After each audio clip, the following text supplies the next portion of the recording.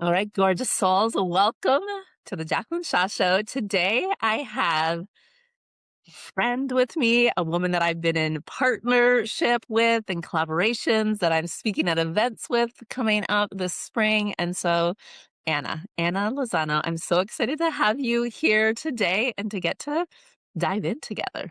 Oh, I'm so grateful. I just love our evolution together.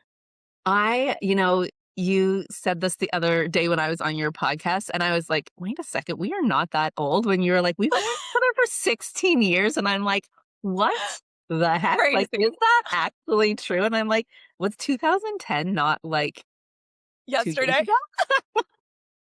Like, hello, what just happened here? But it has been so cool. Like, we've witnessed each other on different evolutions of our journey in network marketing together. And then I owned a clothing store at that time, watching you start up Love Powered Co., watching you exit that business. We also just really reconnected a couple years ago through mentorship with Neil Donald Walsh. And then we ran into each other in person this fall and just got to dive deeper. You've also been coming in and supporting me as like my mission, my prayer has been to have my voice vibrate around the world. So I've gotten to also be a client of yours. Like we've just been on there's just been like Oh, so much that I'm like, I don't even know where I want to start with this conversation. But so we're gonna dive in. And I mean, I kind of touched on bits of your story, but I'd love for you to share a bit more because I mean, again, there's just been like so much. You're also, starting a new brand right now. And every time, like anyone I talk to about you, they're like, she's just such a connector. And more than just a connector, what I often hear about you is like, you're someone who really wants other people to win. You really, and I know you're competitive. So when you're playing pickleball, you want, but in life, in business, like, you're such a connector, you're such a support for people, and you can really feel that within your being, like, you want to see women rise, and you wanna see women rise together. yeah, I really do. I really do. And I love that you say, this competitive nature, I needed an outlet for it. And it's so fascinating that it came back into my life through sport. But that is one energy that I intentionally never wanted to hold in business. Like, I really love, like you said, seeing women rise and really live out their vision and their purpose and their mission. But I think the most fascinating part of even just sitting here with you is like witnessing expansion and evolution. I think that's what our story holds, is that we've been together through these different iterations and these different versions. And at the end of the day, we're on this journey to expand and to evolve and to step more deeper into our mission and our purpose. And so I think, like, what a gift to be able to hold space for one another and witness one another. And I know everyone tuning into your show is here for that, is because they are consciously devoted to growth and expansion and evolution. And it happens through time, but it also happens through deep devotion. Like, this is conscious work that we're all on a journey of. We can see through the evidence of the reality that we're living, that like how exciting that this is the work that we get to do and this is the life that we get to live. And, like, that right there, like, this is the work that we, like, get to do. This is the life that we get to live. This is the life you're choosing. I mean, you, like me, have also chosen a pathway, like, with your family of an unconventional life. Like, you are living in Mexico and your, kids are going to like school there, like being raised there, living life there, like driving around in the golf cart. And then you're also part-time in Canada. Obviously, I know from my perspective, like the choices that we make in life, but really was there, again, when you and I first met, we were both living very different lives. And there was, the experience of love powered. I almost want you to just take us on a bit of a journey of, like, that growth and evolution for you Mm. personally. Yeah. I think when you speak this truth, the core value, I had this ping of like core value. And my core value always through every single iteration and every single version of self and as I became a mother has always been freedom. Like that is a true, deeply engraved core value that I hold. And so every decision that I take, every step that I take, every, move has always been connected to, does this support this version, this vision of freedom? And freedom for me, and we talk a lot about truth and expression when you were on my show, is like it's that feeling. And so when you describe even the version of today, it was like driving a golf cart, like that simple action brings so much freedom to my soul. And so I was really programmed to do the traditional route. You know, we're Polish immigrants. We came to Canada when I was 6 years old. I watched my parents work really hard at jobs that they were so overqualified for. And that programming, that belief system at the beginning was you have to work hard in order to achieve success. And so that's what I did. I studied really hard. I got into the Ivy School of Business. I thought I was going to climb the corporate ladder so that I could have that safe and secure job, which again was my parents' vision for my brother and I. And so I stepped into a corporate environment downtown Toronto. I got a job at Unilever after business school, and I looked around and, a cubicle felt like a cage for me, where my soul always knew that freedom was the vision. Freedom was the goal, the feeling of, right? Like whatever that version means to you. But for me, it was that feeling of. And so when I got to corporate, I just felt it. This is not for me. This is not what I'm meant to be doing. And that was my first moment of surrender of, I just did all of this work. And I know there's something else. And so I got into prayer and I was like, what am I meant for? What am I meant to be doing? What is my vision? What is my purpose? And this is where network marketing dropped in. And this is where we met our first version of ourselves, really was through USANA. And at that time, I had no programming of the industry. Like I was really corporate focused. And so now I have this woman telling me that you can consume this product and you can share it with others and you can build a business around it. And I had always wanted to be an entrepreneur, but I never knew how because I didn't come from an entrepreneurial family. And I was like, wow, okay, I can be an entrepreneur. This feels like freedom to me. I get to do things my way and I get to be creative and I get to be curious and I get to learn these new skills. And that's what we did. And we built that company, my husband and I, quite successfully. We made 7 figures in the industry. We traveled the world speaking on stages. And that was that first version of freedom and entrepreneurship. And it felt good. And at that time, and this is more hindsight 2020, it really was built around the energy of hustle, of grind, of work. I had no children. My husband said, when we were doing like weekends, like the weekend would end on a Friday, like he would hide in the couch because I was, he's like, I'm going to wear gray. So I blend in with the couch because Anna's closing the week and she's stressed out and she's making shit happen, right? So it's like, yes, the freedom was there, but we built a business in a completely different energy. And I feel at that time, that is how women built businesses because the evidence was, there's one seat at the table. You have to prove yourself. You have to work really hard. And so when I became a mom, Maya was born in 2016. What I took from that experience is network marketing for me was a gateway into entrepreneurship and a gateway into personal development. And so I was deep in my own work of mindset mastery and looking at subconscious programming and belief systems. And, the proving has really followed me along on my journey. And it still shows up today. But it's like this conscious work on self really transformed my life. What would happen if I raised my children around these concepts of affirmations and mindset and mindfulness and gratitude, like intentionally? What would happen if they're not having to unfuck themselves down the road, as I've been doing with all the programming and all the belief systems that clearly were not mine? They were never mine to own, but it was through environment that they became mine. And so we launched that company and, grew it quite quickly. It was the world of mindfulness was just at the beginning stages. I remember being at Pottery Barn in Sherway Gardens and getting people to test the products. Like, would you like to choose an affirmation card? And they were looking at me like I'm wild and crazy. But it was such a fun experience to think a thought, think of this product idea, bring it to life, and then bring it to life not just through your own community, but then have people around the world purchasing the product that you created that was so thoughtfully and intentionally designed and created. And then we built that for 6 years, and I had the opportunity to sell the company in 2022, which felt like an incredible opportunity as a product founder to go through that experience. The last 3 years, like, it was just me in my messy middle in my next iteration and version, but one thing I have to say is, like, I didn't rush the process, because a lot what it came down to was, like, who am I now?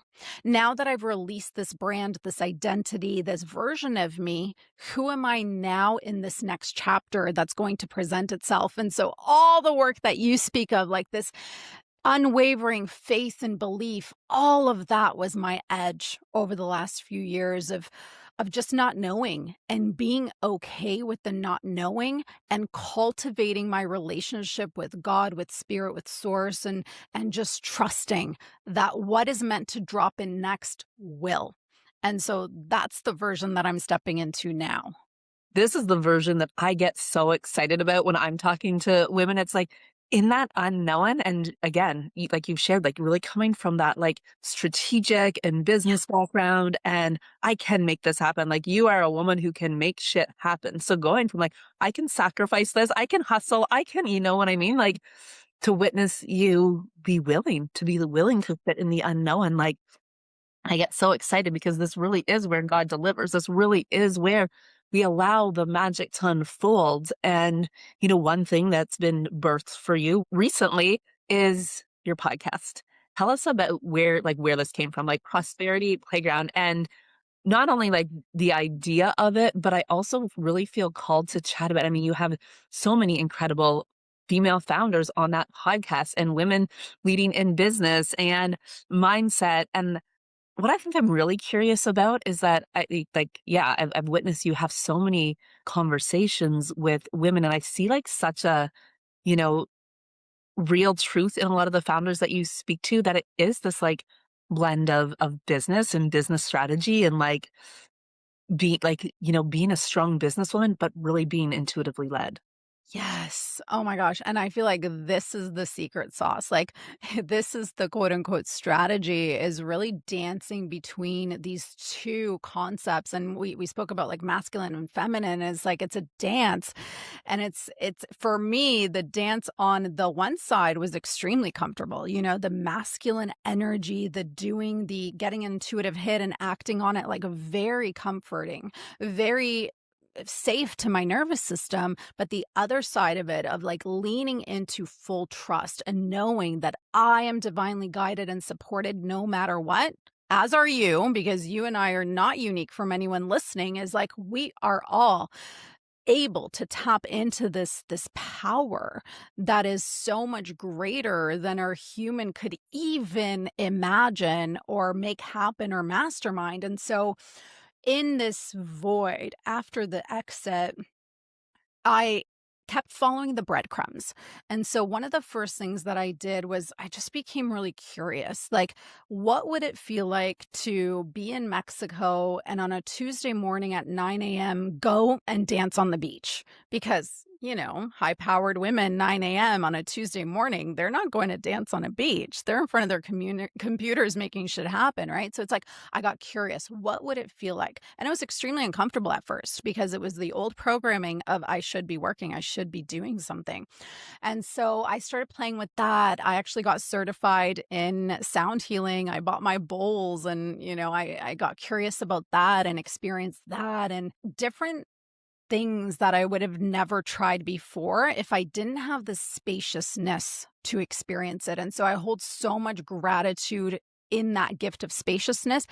And I have to say, like, the contrast of it was extremely uncomfortable in the moment. Like, it was so much undoing of the doing. Like, Yeah. it's crazy to even say it, but I know that women listening who have been in this energy of masculine, high-powered, accolade success, like, you can resonate with this. Like, it is extremely unsettling to be not in the doing. And that took, like, from a nervous system standpoint, like to actually feel safety in the not doing was huge work. and also the reprogramming of the beliefs. And so, one, I got curious. And two, is I started following the breadcrumbs. So, I had this opportunity to join this beautiful group here in Mexico to do the Dr. Joe Abundance program. And it's a three week program. And most of it is focused on this meditation. And I'm your classic girl of like, I'm a 4-6 generator. I don't meditate, or I do like fast paced walking meditations in nature. Like, these would always be my excuses. And I said, you know what? This is showing up for a reason. This is a synchronicity. I'm going to say yes. I'm going to join this meditation group. And so we were going through this program, which is a beautiful program, by the way. And one of the days, it's again 3 weeks. So one of the days in each week is a 70 to 90-minute meditation. And I was like, holy shit, we're not just doing like a little meditation, we're going all in. And so I began meditating with Dr. Joe. And then once this group finished, I continued meditating every single day for 70 minutes a day. Now, this takes a lot of planning and it takes coordination. And I had Yvonne, my husband, who had my back. And I said, you know what? I'm going into meditation. If you can just hold space for me, take care of the kids, whatever it was, it had to be scheduled in, just like we schedule in business, just like, we have to schedule in certain areas of our life that may not be right now a habit. So through these meditations, I was in it and the podcast dropped through. The podcast dropped through, but not just the idea of a podcast, but the name dropped through, the Prosperity Playground. I'm like, oh my God, this is fucking genius. So of course, first thing I do, I go to GoDaddy, I check the website, it's available. I go on Instagram, it's available. So I'm like, we're doing this. Okay. So this is where like that strategy and soul really connect, is like allowing the spaciousness for the wisdom, for the intuition to drop in, and then taking that aligned, inspired action is what brings it to life. And in that energy, when you create from this energy, of course, the very thing that you create is going to be prosperous, is going to be successful, is going to be abundant. And so then I just took the next action steps. And like you said, I've had the most incredible guests say yes. I knew one thing about myself too, is like, if I'm doing this podcast, I need this podcast to move me to my edges. And one way that it's been able to do this for me is going after these guests who are thought leaders. They're world-renowned authors, they're speakers, they're, 7+ figure business owners. And so going and inviting these individuals who have so easily and gracefully said yes has been that edge that I needed for my own growth and expansion in bringing this project and this product to life. So with this, like you meeting your edge, was there like edges in the sense of like ever like who am I to like even invite these women onto this like podcast that's brand new? Or like, I mean, I don't know if you have relationships with already established relationships with the women you had on. Like, give us a bit of that, because like you know, and before even there, having this idea and this, interestingly enough, like the idea for my very first podcast came through while I was in a sound bath, and was just like, I knew the name, I knew the thing like right away, was just like boom, boom, boom. But I didn't move on it for 3 years because I was like, what? Well, I don't know how to podcast. Now, like 3 podcasts later, this is like my 7th year podcasting. So a lot of women will like hear the voice. It's like, I can hear God speaking through me. I get that nudge. For me, I waited for 3 years. Some women wait for never. Like it never happens, often because we go to our head and we analyze instead of what you did. You're like, I'm going to take that first step, and then I'm going to take that next step. And when we can do that, I mean, that's when God shows up in deliverance. And that's what I feel is like really happening for you and like with the guests. But I do want to hear this piece of like what was going on for you when you're first reaching out to these incredible women that you really want to have these conversations with. Yeah, it's such a great question. As you were saying that, I felt like every time we allow the logic to come in is like we literally unplug from the stream. Like that's what we're doing. And there's a thing with timing. So I think this is interesting too, and it can obviously play to our characteristics and our human design and our astrology and all the things about us and how we operate. But there's this piece of like when intuition comes through, when that guidance comes through, when that idea comes through, I know me as a 4-6 generator is like, I do take the action. Now, I do want to layer in timing. So with this pickleball brand that we're also building is like, yes, I've taken action, but the length, like we're year 2 and we haven't launched yet. Like the idea dropped in when you and I were in Neil Donald Walsh's program. That was 2023. We're now early 26. And so yes, the idea dropped in, but the timing with the doing also needs to align. Like this is where you bring everything together and continue to follow that intuitive feeling, because the steps have been taken behind the scenes, but we haven't launched yet. And now we're 2 years in. Whereas with the podcast, is the idea dropped in March. In May, I was already recording with my first guests. And so I do a lot of things that feel like really fun and activating for myself behind the scenes. So when I hired my branding team to put together the logo and the brand guidelines, I also got them to put together images of like the cover photos for the reels of like my dream guests. One of those dream guests was Jillian Harris, because I am speaking to a lot of product founders and she's like the icon for product-based businesses in Canada. I had Neil Donald Walsh. I have Jamie Kern Lima on that list and an image of her. She hasn't come on the show yet. But it's kind of being in that energy and that frequency of like dreaming and being excited and activated and whatever that looks and feels like for you. And so the frequency was really connected to it. And so then I made my list. I'm like, who would I love to have these conversations with on the show? And then I just went for it, and we talk about like the fear. I didn't necessarily have the fear of like, who am I to go for it? But as soon as my first few guests said yes, I was then able to, and this is where the strategy comes in, leverage those names to ask more names, right? And so, like, yes, there's this intuition, and yes, there's this strategy. It's like, again, that dance. And I like to call it a bachata dance, maybe just because I'm in, like, we're in, in Mexico, but it's like having fun with this flow. And so, I would say too is like go for the bold ask. Like if something's on your heart, it's on your heart for a reason. And then I have zero attachment to the yes and the no. I think that's a big part in business or in like going after our big audacious asks, our big audacious goals and dreams is like that attachment frequency, you and I both know, does not feel good, and it really unplugs us from the flow and from the source. And so like I just feel really grateful to be able to have these conversations with the people who are saying yes to the show, yourself included.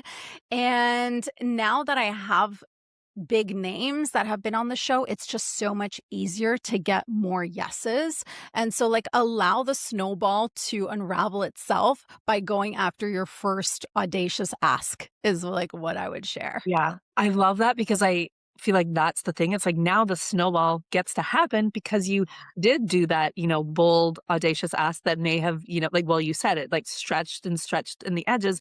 And I also want to highlight this, you know, being okay with the no's and not being attached to the yeses. I just recently, because I just had finished writing my second book, my publisher's like, who like is your dream like that would write the forward for this? And very immediately I was like, oh, like this woman. And interestingly enough, it was a woman that I met last year and we just really connected. And I was like tempted to ask her to read my first book. And I was like, no.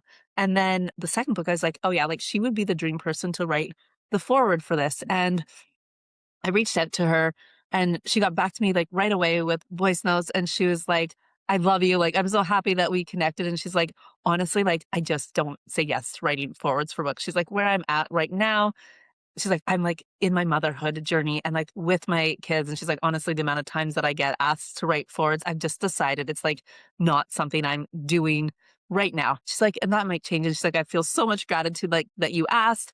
At the end of her message, she's like, I hope like I've explained to you like the why and that, it's like nothing but you and I'd love to read it. And she's like, if there's anything else I can do to help support you and promote the book. And I was like, honestly, like when I replied back to her, I was like no explanation needed. Like you just get to say Yes. no, and she gets to say no. And while she did give me the reasons why, like of course I understand all of it. And while she gave me the reasons why, like I'm also just really okay with a no and not making it mean anything about me or my book or my writing. It's like people have like their own life, and it's just Absolutely. sometimes it's going to feel like a fit and sometimes it's not. And sometimes it's going to be a timing thing. And sometimes but it's like, it doesn't matter. Like I'm here for the movement and conversations and alignment. And so I think that's really important what you said, that it was like, if you would have asked, and I don't know if this happened for you or not, but if you would have asked the first couple people and they said no, it's like, oh, so now do I go in like my shell and hide and say, oh my gosh, they said no, and now this show is not going to be anything, and da da da da da? Or is it like, yeah, with the yeses comes some nos, and I keep moving. And I keep moving. And this is where you lean on the faith and the trust, and, like, I have this on my screensaver, is like, "What is meant for me will find me." And that brings me so much peace, is, like, knowing, like, maybe it's just a not right now thing, and there's no explanation needed, and there's no reasoning, but I trust that the very thing that is meant, or, the very guest, or the very opportunity, or the very forward, person, because I'm so excited to know who will be the person who writes the forward, because that is the person who's exactly meant to write it. Yeah. And Right? it's like, and if I wouldn't have the no, then the person who's going to be the yes, like, wouldn't come forward. So no, I completely feel that as well. Living in that. And truthfully, I haven't had any no's. What I've had is like non-responses. And that's actually fun because I get to like unsend messages and resend them when I feel the ping to resend it. It's like ultimately it's like a game. Like, have so much fun with this. And I feel like what you just said is like, as soon as we make something mean something, that's when it feels hard. And that's again when we unplug from the flow. Yeah. Okay, I have two questions right now, and they might feel like a bit of different directions, but like I talk about God and money a lot. And when you said, you had just sold the company and then you were in this place where you're like, I'm going to go dance on the beach at 9 a.m. And you said it was uncomfortable for you. So this is when you tuned in to do the abundance like meditations. Was there a part that also, I mean, were you making money at that time? Was it like, well, your business had sold? Like, was that also an uncomfortable area for you around money at the time? Yeah. Well, it was wonderful because we had the exit. So there was a cushion. And I think that's important to talk about because it's not, there was an opportunity to now go and take space. But the work was the inner work world, is like, it was just so uncomfortable to all of a sudden not be in the creating and in the doing. So there was this taken care of and safety of, yes, there is money and I can, and I've never done this before. That's more what I was meaning. Like, that's the question that I actually was like trying to ask. It's like, okay, so like Ivy League business school, and then like could climb the corporate ladder, and then making seven figures in network marketing, and then building this company that there's like, I mean, to build a company and a product to a successful exit, like, let's just like take a moment. Like, that's a huge fucking deal. And so that's what I was like kind of more feeling. It's like, so you're taking this space, but is there a part of you that's like, I should be doing the next thing or making Oh, money or like this, that, like this, or 100. blah, da, da, da, da, da, da. It was exactly that. It was like, the fears behind the scenes were like, am I even going to be relevant? Are people going to forget about me? What are people going to think that I'm now dancing on the beach and not creating the next thing? The crazy part is like, I know intellectually that like that does not even matter of like what the external world is dictating. But when I actually looked at it like head on, it was just my own feeling of not knowing who I am when I am not doing. Like, that's what it was. And again, not only was this a logical thing, it felt so uncomfortable in my body to not be in the doing. It is the craziest feeling, and I know the women who have been in this space can also relate to that feeling. And so I know now we talk a lot about nervous system, but I feel like 3 years ago it was still like, dibble dabbling in doing that, but really it's like in the physical body. Can you feel safety in these new edges that you move into? And for me, that looked like the not doing. Yeah. Yeah. And this is the thing. It's like everyone's edge is like different. It's like for you, it's the not doing. For somebody else, it's like the edge is actually like when I hear that voice, when I hear that whisper, can I step into doing and not hesitation? So yeah, thank you for sharing that. Cause I think this is like this really is for so many women, it's like, but I know this. Like, I know how to make money doing this. I know how to, it's like the things that we know. But when we feel that calling into something different, can we honor that and whatever that looks like and not need to know what happens next and not need to make sense of it? But again, it's going to come back to that trust and faith within it as well. So, and then I'd love to layer in another thing is like, so yes, there was the exit profit. But then there was this also dynamic in my marriage. So, you know, my husband, like him and I have always been co working together.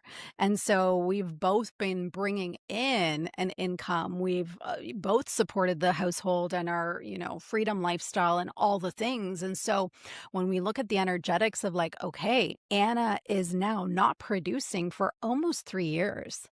Right? That took a lot of restructuring and reorganizing and reharmonizing the energies within our marriage because I have always been in my masculine as the dominant energy. And so as I started to play with and be curious about, okay, what is femininity? What is being in my feminine energetics looks and feel like to me? There was a ripple effect towards him because he's always known Anna's in her masculine. So that was also a beautiful opportunity of growth for both of us. And I can feel now that we've really reharmonized, but it's something that has also taken time because it's like, what do you mean you're going to dance on the beach? Like, you got to figure out how you're going to bring in some income for the family, right? Like, after a period of time. Yeah. And Yeah. I realized too, I'm able to really, and you and I talked about this on my show, is like, it's like the pendulum. Like, I realize about myself and my personality and my character, like, I'm able to swing both ways. Like, I am able to be fully in my masculine. But now that I've learned how to embrace and enjoy my feminine, like, I can live there and I can now, in a feel good way, be not in the doing. But it's like, how do we reharmonize that and land in the middle that feels so fucking good for each one of us? And it's going to be different for every single one of us. Yeah. Oh my gosh. So good. So good. So good. So good. And in a way, I feel like it does blend into the other question that I wanted to ask. And this is like through your own experience, through your lens, through again the incredible conversations you've had with so many women and thought leaders and like women who are like really leading in business as well. Like when you're looking at long term success, what does it really take? Mm. And it's fascinating to really feel into this question and how it's shifted over time. For me, long term success today, and I see this through line with all the conversations I'm having with women from different industries and different backgrounds, is like there's really not an end goal. Like, there is, maybe it's an exit, maybe it's, you know, $1 billion, whatever it is, right? Like, whatever the external goal someone holds. But for me today, true success is enjoying the journey of creation, enjoying the process of expansion. And yes, there's going to be like, there's going to be hardship, but I look at like, how can we bring ease into the effort? Like, how can it feel this way where it's synchronicities and ease and flow, and also being really discerning? Like, for me now, I know when something is out of alignment, we are not ever going to push on that thing. We're going to pause, and then we're going to trust that the very next thing is going to present itself. And so it's like being so devoted to this, but also, and I used to be the queen of saying, like, balance is bullshit. Like, I take that back, and I'm so sorry to anyone that I've ever, you know, mentored or spoken to. And then, like, that didn't come out as something that is possible. But I do believe that true success is coherence and harmony and feel good frequency in every single area of our lives. Because if your business is thriving, but your relationships are shit, your health is struggling, you're sacrificing in other areas that do hold value in your life, like, what's the point? That statement, like, what's the point, is what I've heard from all the incredible guests that I've had, all the friend conversations that I have, is like, what's the point? So it's like following that feeling is like, that's the goal. That's true success. Yeah. Oh my gosh, I love that. And like the words that really stuck out for me too is like the ease in the effort, like the ease in the effort, the what's the point, the energetic alignment. Because if we have this like end goal, that's often when we're willing to like sacrifice, when we're willing to sacrifice our relationships, our health. And it's like this is the point. The journey is the point. Who I am through the different iterations, like and choosing my alignment throughout it all. Yes. Oh my gosh. And this like goosebumps when you said like through the journey is like one thing I can like wholeheartedly and foundationally like for me integrity and freedom, right? I know that through every single version of self, when I was competitive, when maybe I worked in this other energy, integrity was always number 1. That is something that if I look back at my journey I can say job well done. You know, and now layering in this piece of like, yes, and like make it feel good. Because, like you said, this is the point. The journey is the point. Yeah. Yeah. Oh my So gosh. good. So good. Okay, tell us any last words of wisdom? What's coming Oh, up for you? What's on the horizon? Where do we find you? Like, give us all the good stuff. mm. Yeah, I would just say, like, hand on heart, breathe because the journey that you're on, your vision, your purpose is yours for a reason. And so owning that truth, but really just making sure that it's the most delicious and yummy and fun, joyful ride that you're on. Because again, what's the point if it's not? So. Yes. Oh my gosh. I love that. And what's coming up for you? Like I know like you run retreats in Mexico. Is there anything coming up there? I know there's stages for you. Like what's coming up? Where do people find you? Where do they tune in deeper? Obviously, the prosperity playground, like you need to go listen to that. But what else do we got? Thank you. Yeah, I host female founder retreats, which are the perfect blend of strategy and soul. So I do those in Mexico, really small scale, 7 women at a time. I do those twice a year. Like you said, the podcast, and then I'm working behind the scenes to launch a pickleball brand. So come out and play when we launch. Oh my gosh. And I mean, I'm definitely excited for that launch for you. Like you shared, like it has been years in the making. And just to like touch on that, I think that this is also, really important. When I said it took me 3 years to bring the podcast forward, well, that's because I was in my own way. That's because I was like, I don't know how to podcast and like literally was like, I don't even have the equipment. Then one day I was just like, I'm buying a microphone and then hitting my record and like we're doing this. But I was in my own way with that. Then for something like my book that took 10 years to write, like it just felt like the timing wasn't there until the timing was there, and I definitely feel that energy from you with the pickleball, and so I'm really excited for you and all the things that you're doing in the creation, and I can't wait to see you in person in a couple weeks, and thank you. Thank you for being here, for sharing your wisdom and your magic and your story and your journey with me and everyone listening. Thank you so much for having me. I'm so grateful for you.